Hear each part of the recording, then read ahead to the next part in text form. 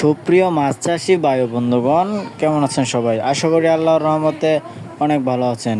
Viewers, আজকে বরাবর মতো নতুন আরেকটি ভিডিও নিয়ে হাজির হলাম।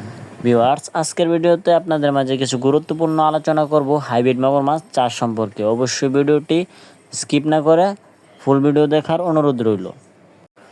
সুপ্রিয় মাছপ্রেমী বায়ু বন্ধুগণ, আপনারা যারা উন্নত জাতের হাইব্রিড মাগুর মাছের পোনা চাষ করতে চান তারা অবশ্যই আমাদের স্ক্রিনে দেওয়া নাম্বারে যোগাযোগ করে কিন্তু বিস্তারিত জেনে আমাদের কাছ থেকে স্বল্প খরচে এই মাছগুলো ক্রয় করতে পারবেন।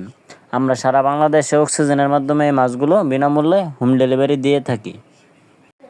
সম্মানিত ভিউয়ার্স, আজকে আপনাদের মাঝে এই ভিডিওটির মাধ্যমে বলবো কিভাবে আপনারা এই মাছগুলো সহজেই চাষ করতে পারবেন এবং কোনো প্রকার খরচ ছাড়া এই মাছগুলো চাষ করে স্বাবলম্বী হতে পারবেন খুবই অল্প সময়ের ভিতরে।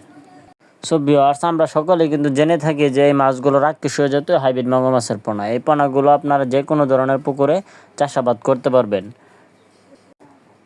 তো আপনাদের যাদের পরিত্যক্ত পুকুর আছে, মাছ চাষ করতে পারছেন না, ওই ধরনের পুকুরে এই মাছগুলো খুব সহজেই চাষাবাদ করতে পারবেন।